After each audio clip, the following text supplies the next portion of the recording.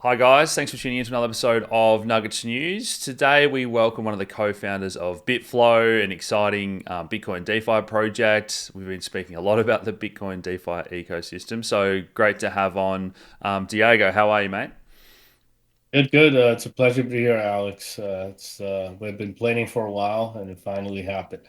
Yeah, you guys have been busy, which is great. So, for people at home, I guess Bitflow is trying to be maybe the curve of Bitcoin, a place to swap tokens, a DEX, pool liquidity, earn rewards, and all that type of thing as we're building out the Bitcoin ecosystem. But do you want to maybe start with a little bit of your background, how you got into Bitcoin or crypto, and what led you to now building on Bitcoin?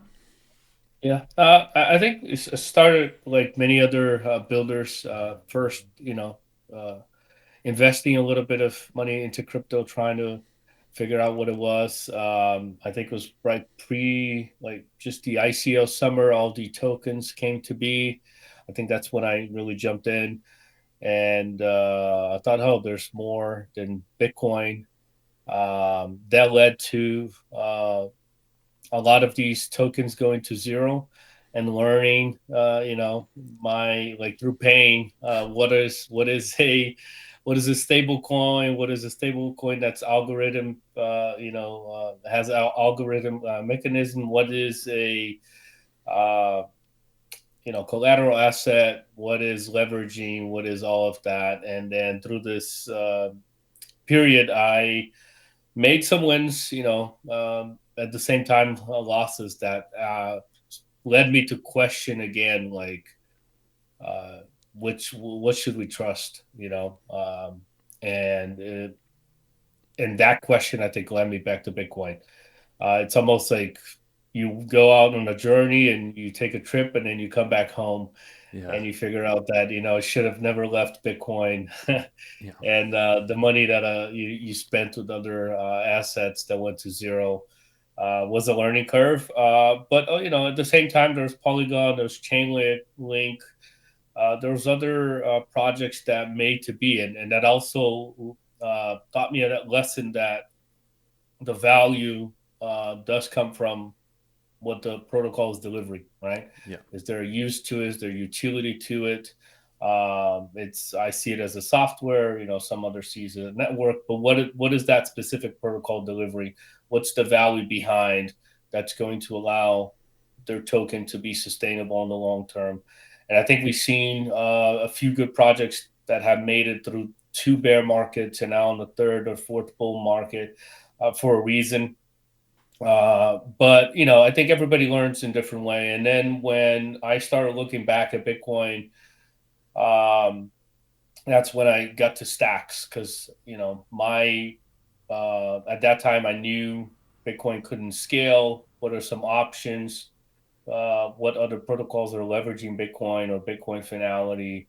What is the minimum that we can do today and maximum to use Bitcoin in DeFi? I was in Miami at that time. I still am. So Miami Coin was the first proof of transfer, first proof of concept as well for the Stacks ecosystem. Stacks 2.0 just came out, and I heard of Miami Coin, City Coins. I jumped right into it. Met a bunch of great community members, builders. That was the time that Stacks NFT, STX NFT came to be as well with Jamil. I was in Miami. I decided to launch a City Packs, which was a NFT collection to raise money for Miami public school kids, and it was also one of the first collections on Stacks NFT. And the mint also happened with Miami Coin. Um, and right after those Art Basel, we hosted the Miami Coin Art Week.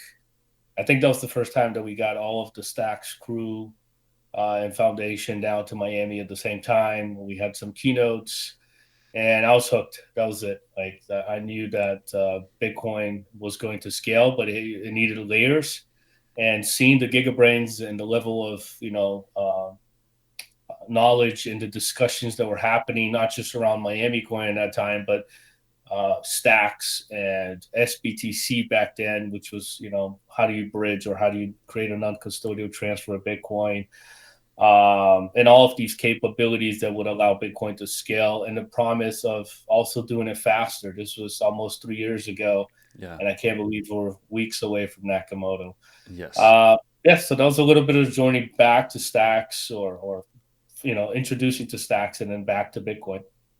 Awesome. Yeah, for people at home, if you've been following along with our interviews and research, you'll know that Nakamoto upgrade for Stacks is greatly reducing the block time. So it's no longer in sync with Bitcoin. Those 10-minute slow blocks, it's going to be a lot faster. We're talking seconds, and that's going to be really big for a layer two on Bitcoin. So I guess I've been asking a lot of my guests where they fall on the maxi debate, all the way from, we shouldn't even have layer twos on Bitcoin, let alone these NFTs on Bitcoin and other tokens, through to what you mentioned now, other layer twos. You've acknowledged the utility of things like Polygon or Chainlink and other protocols and software that bring value to the ecosystem. So to me, it's similar for a lot of people used to sort of hate on Ethereum, it can't scale. And like you said before, the gigabrains can always find a way. And now we've got lots of different layer twos on ETH, and we're seeing the same on Bitcoin. I think that process is going to be quicker than what we had with ETH, because we can learn from what has worked with ETH and ZK versus proof of stake layer twos and all that type of thing. So where do you sort of fall on that scale now? Are you excited and happy to learn from other protocols, mistakes they've made, and what are your thoughts on all of that? Um, I'm very agnostic to in terms of chain. I think we're entering into an era of, we'll call them side chains, micro chains, but I um, like think of micro apps, specific chains on layers, layer twos, that's going to be doing one thing, one really good job at something. That could be identity, that could be document transfer, that could be image and storage, that could be signing a contract, that could be just for text purposes. But there's going to be a bunch of these micro apps that's going to, I call them micro apps, but there some will call layers, that's going to be using and creating meta protocols on top of Bitcoin and using Bitcoin finality, using Bitcoin read state, use the Bitcoin storage, whatever it is, but try to work as close as possible to Bitcoin, and especially when immutable data comes in, right? You have logistics also trying to bring this data into Bitcoin. You have the supply chain. You have product authentication. You have ID. You have real world assets. And if you're moving that on chain, if you're tokenizing any of that, which chain would you want to save your data? And it's obvious that Bitcoin is there. Um, so yeah, I'm very pro experimentation. I think Ornos opened up a huge door for us. It accelerated years in terms of user adoption, curiosity, funds, builders, community. I think when FTX and Celsius happened and Luna crashed, it ironically was when we just started building Bitflow. I was like I remember like during those specific weeks and months, we're like, oh man, this is it. And people were saying that that meltdown, threw us back like 3 or 4 years in terms of trusting, the trust around crypto in general and blockchain, and something that has nothing to do with Bitcoin or the blockchain per se. And these were all centralized entities, and most of them, there's one or two people to blame. Um, and again, that led us to the start of Bitflow as well, because um, we were doing interviews and asking people doing the Bitcoin Startup Lab, and the answers during that time. I mean, the market was at its bottom. Like it wasn't. It was just like everything was crashing. Um, there was no, like, the people were not looking for that 3-digit APY anymore. Hmm. They kind of like all came to ground. Like, they all like realized that DeFi summer and NFT summer, whatever it was very made up. There was a lot of fake money. There Yeah. was a lot of, gimmicky. There was a lot of protocols promising, big pie in the sky. Not many delivering. Um, And I always say this: when you build in a bear market, you also allows you to look at other companies that are surviving the bear market and start questioning like what are they doing correctly, and how will they make it to the next bull. And even right now, my goal is to how do we build for the next bear market? What is a product that people need in the bull market, but they also need in the bear market? And stables was the start of that, right? Any DeFi protocol or mature DeFi protocol requires a stable swap, and also deep liquidity pools that other DeFi protocols can build on top. So the price similar assets, Bitcoin to Bitcoin, different flavors of Bitcoin, stable coins to stable coins, that infrastructure is very, very important because then it allows other protocols and other users to quickly swap and exchange in and out millions of dollars at a time with very, very low fees and low slippage because these are same price assets. It's not as attractive as 3-digit APY, but it allows protocols to use that and compound and create other DeFi products on top. An Yeah. example of that is Convex, Balancer, Aave. All of these use Curve's infrastructure, right? I think at a single time, 80% of all stables were going through the Curve protocol, DAI, USDC, USDT. Um, so that was the beginning of it all, right? Like that I think was very important to us. We knew that we wanted to build something that would be fully decentralized, and it's important for people to understand that it's a journey to decentralization. There's no such thing as someone launching a protocol today and saying that it's fully decentralized, which was also a learning lesson from the previous market, right? Mm. People and companies and builders start using these hype boards, Yeah. and not really being able to deliver on them. Yeah, fantastic. How have you found that journey? You mentioned you've been building right from when the FTX crash blew up, and I think we've been through a few cycles now, and yeah, I just completely agree. That's when the most opportunity comes, and why you can have a lot of conviction that things are going to bounce back when you see all this great stuff happening, and people, even in the crypto community, have lost interest, and they're not aware that you can borrow against your Bitcoin now with Sovereign, or Stacks is building, and they've got this upgrade coming, and Alex Labs, and all this stuff. We've really focused our research on. It makes you very confident that the next cycle is going to bounce back and it's going to be very big for Bitcoin DeFi. But how have you guys found that journey through startup labs and building and funding, and sort of what stage are you at now with everything after a few years? Yeah. So we finished the pre-seed round in December. We went live on mainnet on January. We're about 45 mil TVL now. I think we have one, if not the most deepest liquidity pool on the Stacks ecosystem, which is Stacking DAO, ST, Stacks, and Stacks. And we are in the seed phase. See, and getting ready for TGE as well, getting ready to launch our governance token. Um, and actually, in a couple days, there's a complete rebranding, new design system, new app. Bitflow 2.0 is coming. But it's been about a year and a half of building and then launching in January, and growing just very, very fast. It came at the right time, right? It made sense, like why we were building in a bear market, all of the stuff that we had to go through. It was not easy raising money. It was not easy building when everything's crashing. And I think that helped us really become bootstrap and find ways to build products that made sense. And I think the partnership and the format that we do, that I call liquidity pools as a service or liquidity provider as a service, is really building solutions for these protocols to deliver even more value to their users. So the Stacking DAO liquidity pool is an example of that.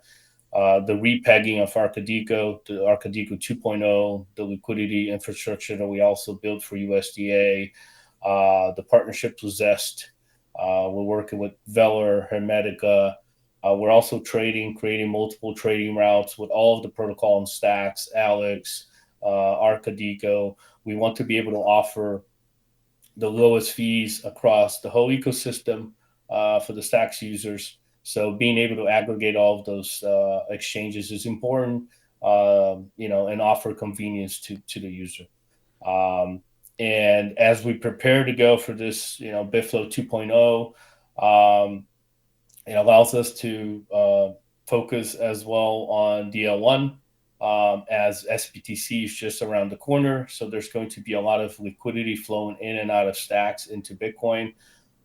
With the Bitcoin happening, we have the Runes Meta protocol coming out, which we're very, very bullish on it. We're so bullish on it that we've decided to launch our governance token, etch on Runes, and then bridge over to stacks. We're also working towards a Runes AMM at the moment, so that we can get and allow those types of assets to flow between Bitcoin and Runes as well. So that's a little bit of what we're focusing on. We do have again our governance token coming up. We do have our token distribution event coming up in the next couple of months. And right now, it's just like trying to put all this together. There's a lot of work, Yeah. a lot of products coming out. The team is growing, but overall, like I think we couldn't be happier. Bitcoin halving came at the same time. SBTC stacks itself; it's getting its spotlight. All the L2s, sovereignty, on Rootstock as well. All of these L2s that have been building for a while are finally getting the appreciation and the attention that they deserve. A lot of builders across the whole ecosystem as well. There's a lot of good experimentation on Ornos, DeFi, Yeah. Tap. I mean, there's just so much going on that a year ago we couldn't even think about it. So I couldn't be more thrilled. Awesome.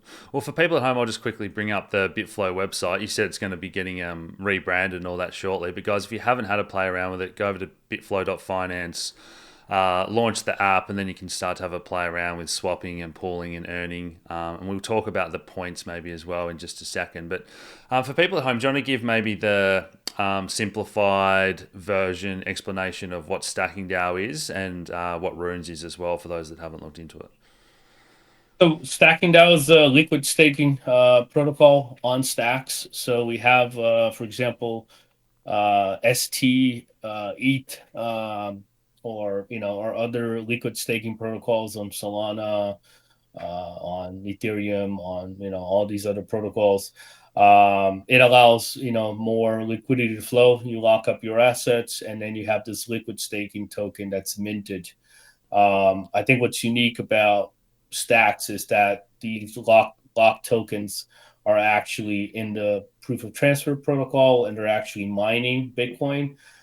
So there's a flywheel effect there where your liquid staking token actually is worth more because of the yield that it generates. Yeah. So this allows you to lock up your stacks, mint some STX token, and then use this across the DeFi ecosystem as collateral on Zest, as liquidity on the liquidity pools on Bitflow, or other protocols like Hermetica, which is also coming up with these collateralized assets products. Yeah. And then on Bitflow, you could swap. There's a period. I think it's 14 days that the stacking DAO, the stacks token is locked up. So the swapping and the deep liquidity allows users to go in and out of the stacking DAO liquid staking token.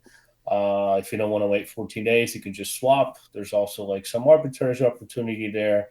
But ideally, it allows people to just quickly swap between the two. Yeah.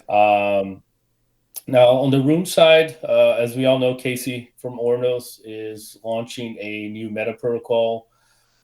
These are fungible tokens as opposed to what the Ornos was. It's a whole new protocol. It allows you to etch, as they call it, a token, allows you to define the parameters of those tokens, total market cap, or not total market cap, total quantity of tokens, a time block as well until those tokens can be minted, or the number of tokens that can be minted. There's a lot of new parameters that can be used.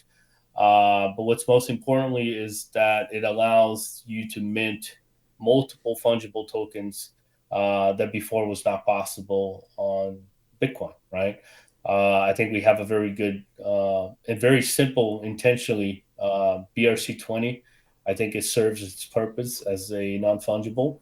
But being able to launch fungible tokens in Bitcoin allows, RWAs, real world assets, to come in into Bitcoin. It allows collateral assets, allow Bitcoin stable coins. It allows, any sort of Bitcoin collateral to be used to mint these tokens. Of course, it does require other pieces of this, machine. But it is a great, great beginning for what I call the Bitcoin summer, right? Yeah. So for people at home that are keen to get involved, do you want to maybe talk about the point system you have at the moment and sort of future airdrops? If you can't give away specifics, maybe just your thoughts in general about how this can all work before you guys launch the token that you mentioned. Yeah. Now, we all know that a governance token is essential for any protocol that wants to be fully decentralized, right? I think many of the good protocols that we mentioned here today has been able to decentralize the voting power and also create a whole new mechanism of participating in the protocol. I think Curve does a really good job with the voting emissions, defining, where do you want the rewards to go. The protocols building on top can also leverage these voting escrow tokens to incentivize their users to vote for their pools and their protocols, as we call it, Curve bribe wars.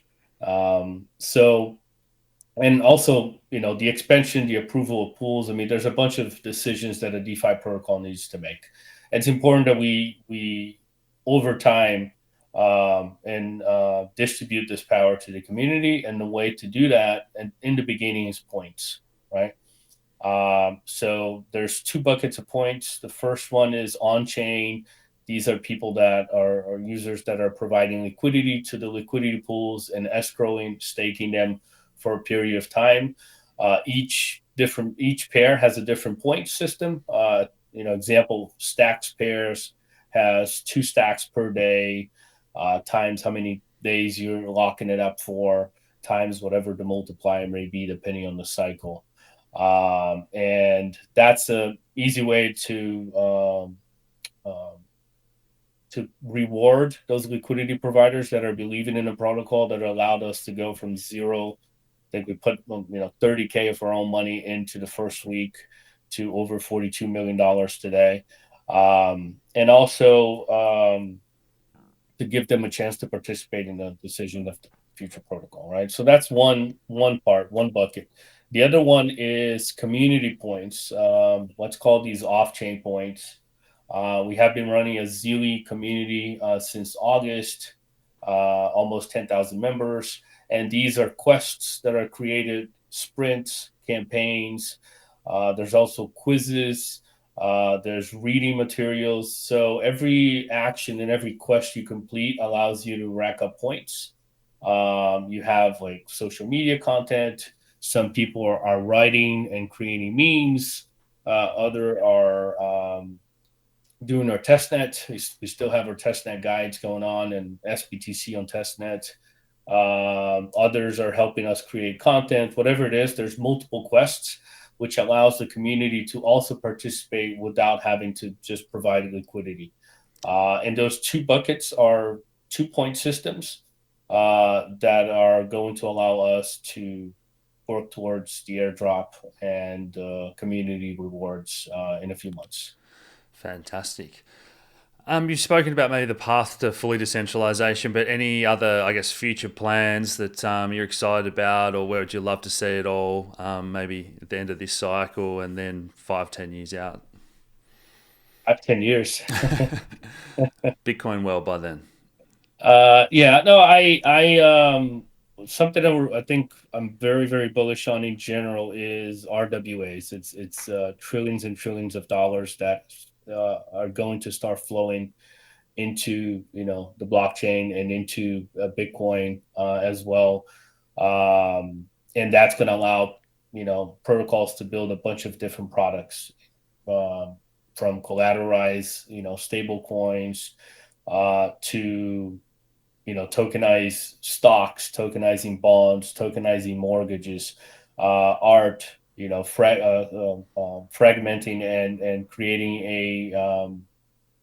uh, creating DeFi products that are more accessible to people that may not have access to those products, right? Not, I'm in the US, there's a lot of financial products here that the market has created over time. But if you talk to people in Brazil or South Africa or Nigeria or even in Asia, there's not a lot of those products or financial products that the bank here has created.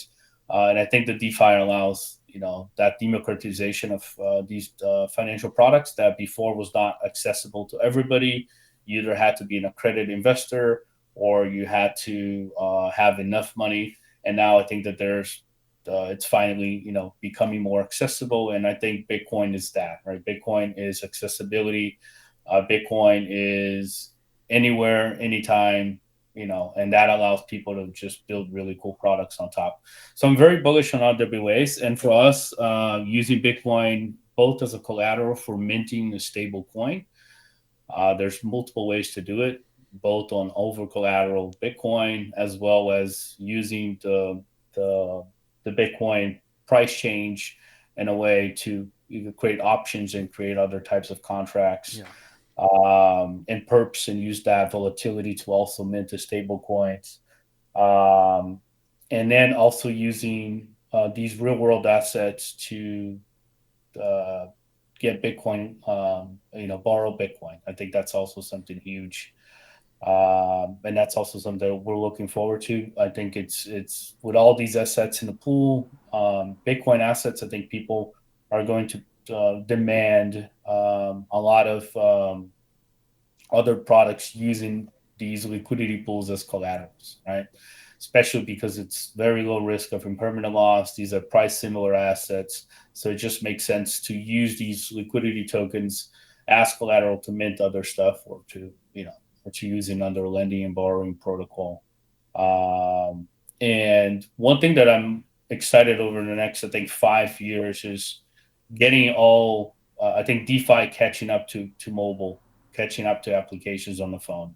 Yeah. Um, if we look at the past market, even in trading, just stocks in general, the fintech companies have done an incredible job in bringing the user or attracting the user and bringing them to the mobile and making it easy to trade on mobile. And I think that's also what drove the last, craze. And I think DeFi is catching up to that. So I think over the next 5 years, technology gets better as well. I hope to see the cell phone being used more as a tool, as not only as your wallet, but also as a way, I think to run your own node. I think that's going to be very possible within the 5 to 10 years, where everyone's cell phone is running their own, dedicated node. Um, so yeah, that's I think a little bit of I think where we're going. Yeah, and ultimately, the number of people on mobile globally, I think we forget sometimes as we're sitting at home on our computers and laptops in the West that so many more people now have access to mobile. So that's really the most important thing for onboarding those large numbers of users. But Diego, I've really enjoyed that chat today. I'm going to put the links to follow yourself and Bitflow and all that down below. Any final thoughts for people at home? Yeah, we're building this with the community. We have been trying to be as open as possible, getting everyone's feedback. So we appreciate every user that has been and stuck with us in the last 2 years, and the new ones that are coming in as well. Or Discord channels are open, or Twitter or Telegram. Join the conversation, give your feedback, help us build a better protocol. It's still point season, so there's a great opportunity there to farm some points. We're a couple days away from relaunching, new rebrand, new design system, new app, new logo, um, new protocol, new tokenomics. There's a lot of stuff going on. And this is just the beginning. So looking forward to seeing you guys there. And yeah, if there's any questions, my Twitter's also open, and I love to talk to everyone. So Fantastic. I really appreciate it, mate. Hope you guys have enjoyed that one at home. Smash that like button, subscribe if you haven't already, share these videos around, and we'll talk to you again soon. Cheers.